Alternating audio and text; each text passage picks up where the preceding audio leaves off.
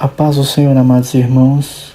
Aqui quem vos fala é pastor Elias Teodoro e hoje daremos prosseguimento à exposição que estamos fazendo do livro de Mateus, o primeiro livro do Novo Testamento, que estamos nos debruçando nesse projeto de leitura encabeçado pela nossa igreja. Vejamos então Mateus capítulo 15. Como no capítulo anterior, vemos Jesus em conflito com os seus inimigos, ensinando seus discípulos e ministrando às multidões necessitadas. Esse é o padrão durante o período em que se mantinha afastado. As grandes preocupações de Cristo são a verdade e o amor. Ensinava a verdade aos líderes judeus, revelando a hipocrisia deles, e mostrava às multidões de gentios o amor, suprindo suas necessidades. O estudo dessas duas preocupações nos permitirá entender melhor a mensagem deste capítulo. Vejamos então a primeira preocupação, que era justamente expor a verdade.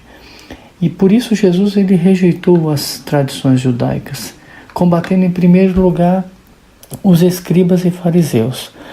O fato de escribas e fariseus se unirem neste ataque e virem de Jerusalém para falar com Jesus mostra a seriedade do propósito deles. É provável que essa comissão representasse os líderes do Sinédrio em Jerusalém. As acusações sobre lavar as mãos não tinham qualquer relação com a higiene, referiam-se às lavagens cerimoniais praticadas pelos judeus mais ortodoxos. Como se não bastasse, Jesus e seus discípulos se misturavam aos rejeitados, nem sequer procuravam purificar-se. É evidente que ao fazer essa acusação, obrigavam Jesus a tratar dos fundamentos da fé religiosa. Se Jesus rejeitasse as tradições sagradas do povo, seria passível de julgamento. Jesus combate essa acusação dos fariseus com outra acusação, pois na verdade eles é que estavam quebrando a lei de Deus ao praticar suas tradições. Jesus prossegue com uma ilustração, a prática do Corban, palavra hebraica que significa um presente. Se um judeu queria fugir de alguma responsabilidade financeira, declarava que seus bens eram corban, ou seja, um presente para Deus. Com isso, se livrava de outras obrigações, como, por exemplo, cuidar dos pais idosos. Mas ao usar desse artifício, a pessoa perdia o poder da palavra de Deus em sua vida e, desse modo, prejudicando seu caráter e perdendo as bênçãos de Deus. Jesus conclui sua resposta com uma aplicação, citando Isaías 29:13 e deixando bem claro que a obediência às tradições levava as pessoas a desobedecer a palavra de Deus, provando dessa forma que a tradição era falsa. Êxodo 20, versículo 12, ensina que é necessário honrar pai e mãe, mas a regra do Corban fazia a pessoa desonrar seus pais e, ao mesmo tempo, desobedecer a Deus. A tradição é exterior, enquanto a verdade de Deus é interior, do coração. A quem obedece às tradições para obter status e aprovação dos homens. Mas nós obedecemos a palavra para agradar a Deus. Tradições referem-se a rituais, enquanto a verdade de Deus refere-se à realidade. Tradições colocam nos lábios palavras vazias, enquanto a verdade penetra o coração e transforma a vida. Na verdade, a tradição priva as pessoas do poder da palavra de Deus. Infelizmente, há muitas tradições evangélicas nas igrejas de hoje, ensinamentos humanos considerados tão investidos de autoridade quanto a palavra de Deus, ainda que constituam contradições da palavra. Ao obedecer a essas tradições, os cristãos privam-se do poder da palavra de Deus. Numa declaração ousada, Jesus ensinou às multidões que o pecado provém do coração, não da alimentação. O que corrompe é aquilo que sai da boca, não o que entra. Os seus discípulos naquela altura estavam de pasmos com aquilo que Jesus estava ensinando acerca dos alimentos. Afinal, também haviam recebido a educação tradicional para ser judeus zelosos e sabiam a diferença entre alimentos limpos e imundos. Além disso, estavam apreensivos porque esse ensinamento havia ofendido os fariseus e certamente criaria uma série de problemas. Mas Jesus não estava preocupado com os fariseus, pois nem eles, nem seus ensinamentos haviam sido plantados por Deus e, portanto, não durariam. Embora ainda existam grupos isolados que buscam manter as tradições, em sua maior parte o farisaísmo desapareceu. Porém, o espírito do farisaísmo, tradições, legalismo, hipocrisia e aparências continua presente e constitui aquilo que Jesus chamou de fermento dos fariseus. Jesus também afirmou que os fariseus estavam cegos e só eram capazes de conduzir seus seguidores para o barranco. Em Mateus 23, capítulo 23, versículo 16, ele os chama de guias de cegos, uma descrição bastante autêntica sobre os fariseus.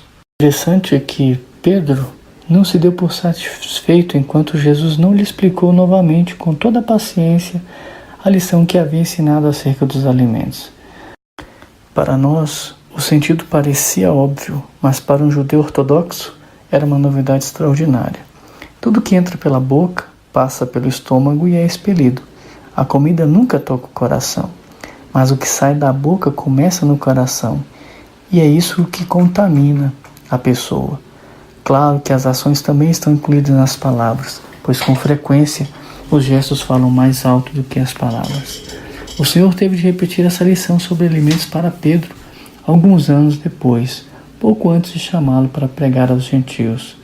Paulo trata dessas questões em 1 Timóteo capítulo 4, versículos 3 a 6 e em Romanos capítulos 14 e 15. Outra preocupação de Jesus, além de ensinar a verdade, era exercer a compaixão. E especialmente ele exerceu essa compaixão suprindo necessidades dos gentios.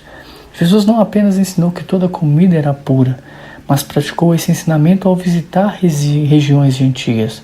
Deixou Israel e se retirou novamente, dessa vez para a região de Tiro e Sidom. Para os judeus, os gentios eram considerados tão imundos que por vezes eram chamados de cães. Mesmo considerando que seu ministério aqui na terra tenha se concentrado no povo de Israel, não causa espanto ver Jesus ministrando aos gentios. Este capítulo, por exemplo, retrata a busca incessante da mulher cananeia.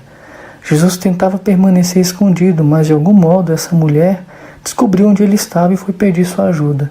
Devemos lembrar que a forma de Jesus tratar essa mulher não tinha por objetivo destruir sua fé, mas sim a fortalecer. Suas respostas mostraram que ela crescia na fé e não estava disposta a deixar Jesus partir sem uma definição. Ao abordar Jesus como filho de Davi, essa mulher agia segundo os costumes judaicos, o que não poderia fazer uma vez que era gentia. Sem dúvida, o uso dessa designação revelou sua fé em Jesus como Messias de Deus, pois esse era um dos títulos do Messias. Assim, Jesus permaneceu calado. Claro que ele conhecia o coração dela. Até mesmo o silêncio foi um incentivo para que ela prosseguisse. Mas os discípulos, impacientes com a persistência em segui-los e gritar, disseram a Jesus: mande-a embora.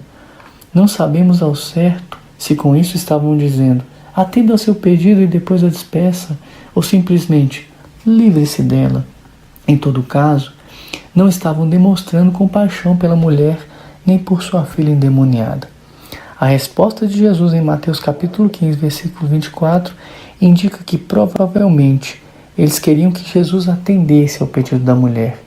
Não podemos deixar de admirar a persistência e a paciência dessa mulher gentia, dizendo: Senhor, socorre-me.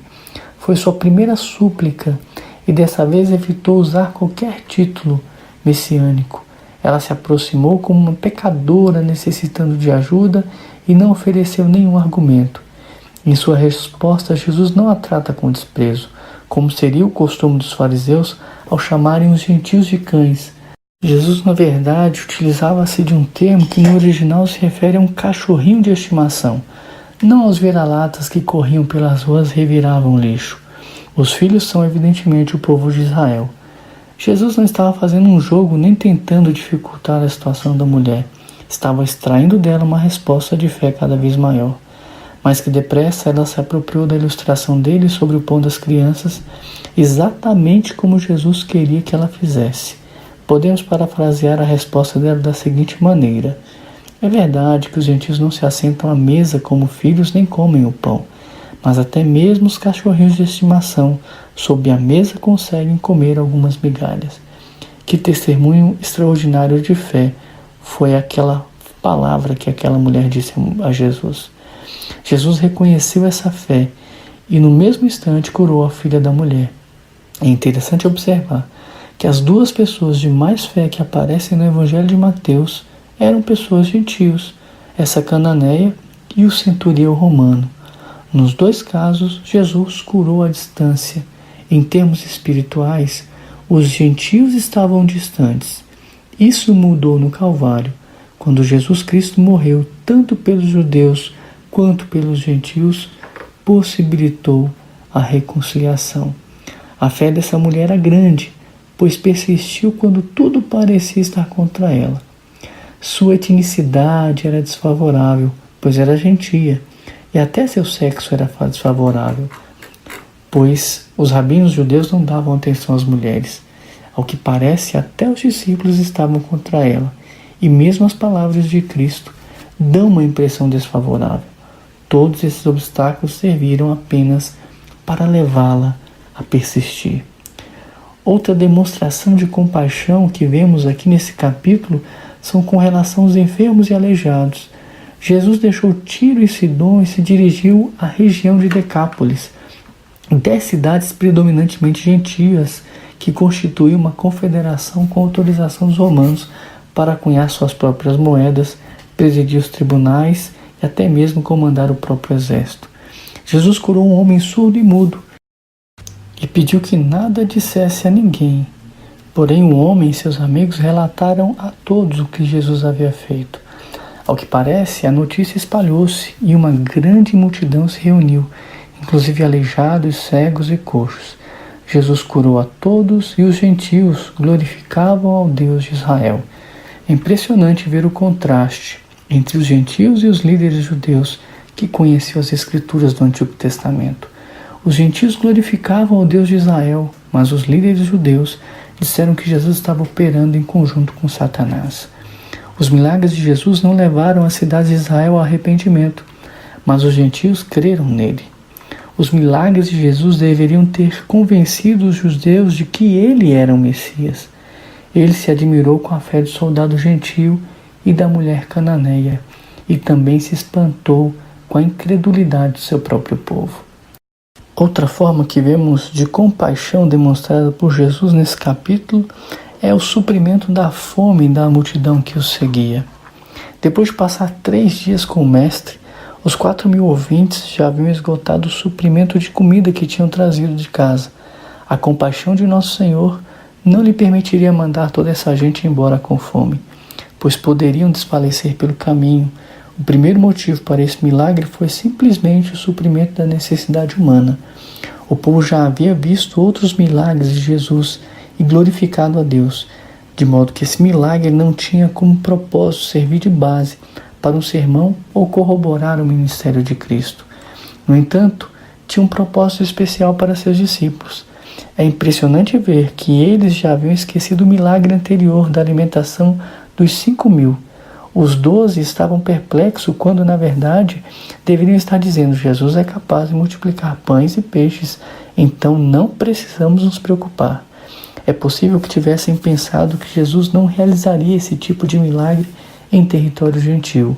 Ou quem sabe, imaginaram que o fato de a multidão anterior ter tentado proclamá-lo rei talvez tivesse levado Jesus a pensar 2 vezes antes de repetir o milagre. Como na alimentação dos 5.000, esse milagre também ocorreu nas mãos do Senhor. Os pães se multiplicaram enquanto Jesus os repartia e entregava aos discípulos. Todos comeram e se fartaram. Mais uma vez, Jesus ordenou que os restos fossem recolhidos, para que nada fosse desperdiçado. A capacidade de realizar milagres não dá autoridade para desperdiçar os presentes de Deus. A palavra traduzida por cestos em Mateus, capítulo 15, versículo 37, refere-se a cestos grandes, como aquele usado para descer Paulo pela muralha de Damasco em Atos 9, 25. A palavra cesto em Mateus 14, 20 representa o cesto comum de tamanho pequeno que as pessoas usavam para transportar comida ou outras coisas menores. O uso de duas palavras diferentes no original também comprovam que se tratam de dois milagres distintos. Ao contrário do que fez em Cafarnaum, depois de alimentar os 5.000 judeus, Jesus não pregou um sermão sobre o pão da vida para essa multidão. Os gentios não conheciam o maná do Antigo Testamento, e a ideia de pão da vida lhes seria estranha. Jesus sempre adequou seus sermões às necessidades e conhecimentos das pessoas para quem estava ministrando. Antes de encerrarmos a nossa reflexão sobre o capítulo 15 de Mateus, convém rever algumas de suas lições espirituais. A primeira delas é que os inimigos da verdade normalmente são pessoas religiosas vivendo de acordo com as tradições humanas. Com frequência, Satanás usa a religião a fim de cegar a mente dos pecadores para as verdades simples da palavra de Deus. A segunda lição é que devemos tomar cuidado com qualquer sistema religioso que apresente justificativas para o pecado e que desobedeça a palavra de Deus. A terceira lição é que devemos também ter cuidado com a adoração proveniente apenas dos lábios, não do coração. A quarta lição é que, se nos concentrarmos no ser interior, o homem exterior se transformará naquilo que Deus deseja. A verdadeira santidade provém do interior. A quinta lição é que é difícil nos libertarmos das tradições. Há algo que nos quer prender ao passado e nos faz resistir a mudanças. Até mesmo Pedro teve de aprender a mesma lição 2 vezes. E por último, a sexta lição que podemos extrair desse capítulo é que não devemos limitar a Cristo a qualquer povo ou nação. O Evangelho foi proclamado primeiramente aos judeus, mas hoje é para todos os homens e todas as nações. Todo aquele que invocar o nome do Senhor será salvo. Essa é a palavra do Senhor às nossas vidas. Que o Senhor abençoe a cada um dos nossos irmãos, fazendo com que possamos a cada dia apreender e suprir as nossas necessidades espirituais através da leitura bíblica, e que todas essas verdades que aqui procuramos ministrar muito moderadamente, observando alguns parâmetros de estudo que levamos a efeito, possam ser para cada um dos nossos irmãos algo especial para os vossos corações, de maneira que possamos crescer juntos nessa empreitada e o Senhor nos abençoará grandemente. Certamente o livro de Mateus, como visto até aqui, transborda para nós grandes verdades, verdades específicas da palavra de Deus que devemos reter em nosso coração, não deixar que nada a oprima ou seja tirada de nós. Deus abençoe os nossos irmãos e até o próximo encontro em Mateus capítulo 16. Algo especial da parte de Deus será ministrado aos nossos corações com essa nova reflexão. Esperamos a audiência de todos os nossos irmãos. Deus abençoe.